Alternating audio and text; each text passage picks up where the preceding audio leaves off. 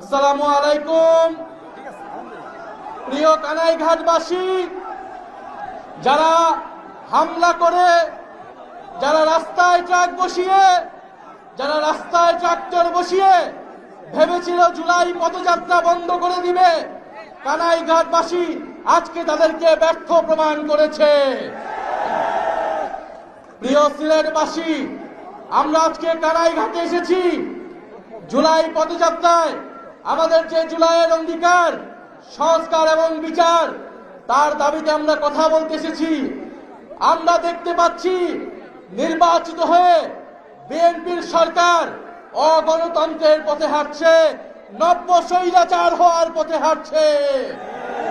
মানুষ কষ্টে আছে, গ্যাসের দাম বৃদ্ধি পেয়েছে, সবজির দাম বৃদ্ধি পেয়েছে, বিদ্যুতের দাম বৃদ্ধি পেয়েছে। গত 2 দিন আগে টিসিবির লাইনে দাঁড়িয়ে এক মহিলা মারা গিয়েছে, কিন্তু বিরোধী দল হিসেবে আমরা এগুলার সমালোচনা করতে পারবো না। আমরা যদি সমালোচনা করি তাহলে আমাদের চোখ উপড়িয়ে ফেলা হচ্ছে, আমাদের রাস্তায় ট্রাক্টর ফেলা হচ্ছে, বালু ছাড়া ট্রাক ফেলা হচ্ছে। এটা হচ্ছে তারেক রহমানের আই হ্যাভ এ প্ল্যানের নমুনা। প্রিয় কানাইঘাটবাসী, অতীতে দেখেছি দমন করে, পীড়ন করে, বাধা দিয়ে গণতান্ত্রিক আন্দোলনকে থামানো যায় না। দুঃখের বিষয়, যারা পাট খেতে, ধান খেতে যে সকল সৈনিকেরা এত বছর লুকিয়েছিল, যে সকল সৈনিকেরা জেলের ভিতরে ছিল, লন্ডনে কিংবা শিলংয়ে ছিল, জনগণের রক্তের বিনিময়ে তারা ক্ষমতায় এসে জনগণের উপরে আবার জুলুম শুরু করেছে। এটা দ্বারা প্রমাণ হয় বিএনপি গত 16 বছর গণতন্ত্রের জন্য লড়াই করে নাই। তারা অপেক্ষায় ছিল, তারা লড়াই করেছিল ক্ষমতায় গিয়ে কিভাবে জনগণের উপর আবার জুলুম করবে, কিভাবে চাঁদাবাজ করবে, কিভাবে সন্ত্রাস করবে, কিভাবে জমি দখল, ভূমি দখল করবে। কিন্তু আমাদের ওয়াদা, বিএনপি যদি সেই পথে হাঁটে, স্বৈরাচার এবং সন্ত্রাসের পথে হাঁটে, আমরা লক্ষ কোটি জনতা ঐক্যবদ্ধ আছি। আমরা আবু সাইদের উত্তরসূরিরা, ওসমান হাদির উত্তরসূরিরা ঐক্যবদ্ধ আছি।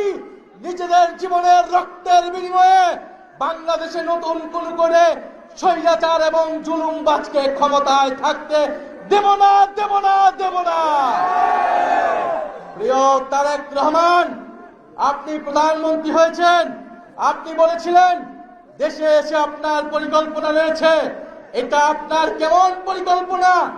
একজন কলেজে পড়ুয়া শিক্ষার্থীর চোখ কেড়ে নেওয়া হয়েছে।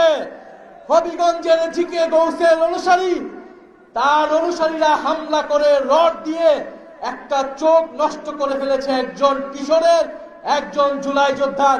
এই চোখ তারেক রহমান আপনাকে ফেরত দিতে হবে। শেখ হাসিনা শত শত আমার ভাই বোনের চোখ নষ্ট করে, গুলি করে আজকে দিল্লিতে নির্বাসিত। তারেক রহমান এই নতুন বাংলাদেশে আমার আরেক ভাইয়ের চোখ নষ্ট করে কি বার্তা দিতে চাচ্ছেন? বাংলাদেশের জনগণ এটা মেনে নেবে না। অবশ্যই সেই কিশোরের চোখ কিভাবে ফেরত দিবেন আমরা জানি না, কিন্তু সেই চোখ ফেরত না দেওয়া পর্যন্ত আমরা ঘর ছাড়ব না। আমরা জিয়াউর রহমানকে শ্রদ্ধা করি, বেগম খালেদা জিয়াকে শ্রদ্ধা করি, কিন্তু জিয়াউর রহমানের ছবি পোস্টার টানিয়ে, বেগম খালেদা জিয়ার ছবি পোস্টার টানিয়ে আপনারা সন্ত্রাস করবেন, জমি দখল করবেন, ভূমি দখল করবেন, এটা আমরা মেনে নেব না।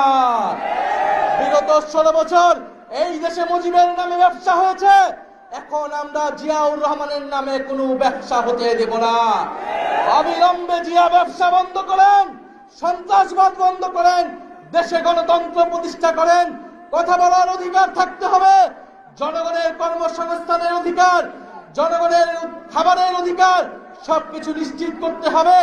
সংস্কার নিশ্চিত করতে হবে, বিচার নিশ্চিত করতে হবে। প্রিয় কানাইঘাটবাসী, আমরা স্পষ্ট নমুনা দেখতে পাচ্ছি আগামী স্থানীয় সরকারের নির্বাচনে কি হতে যাচ্ছে। এই সকল লাঠিয়াল বাহিনী সন্ত্রাসীদেরকে দিয়ে আবারও ভোট ট্রেকিং করা হবে, জনগণের অধিকার কেড়ে নেওয়া হবে। আপনাদেরকে সেটার জন্য প্রস্তুত থাকতে হবে। আমরা জাতীয় নির্বাচনে যে ইঞ্জিনিয়ারিং হয়েছে তা আমরা ঠেকাতে পারি নাই, কিন্তু স্থানীয় সরকার নির্বাচনে কোন ধরনের কারচুপি, কোন ধরনের লাঠিয়াল বাহিনী, কোন ধরনের সন্ত্রাসীদেরকে আমরা জায়গা করতে দেব না। কানাইঘাটবাসী প্রস্তুত থাকবেন, যদি স্থানীয় সরকার নির্বাচনেও আমরা পরাজিত হই, এই দেশের নব্য ফ্যাসিবাদ তৈরি হবে, নতুন স্বৈরাচার হতে হবে, আমরা সেটাকে রুখে দিব।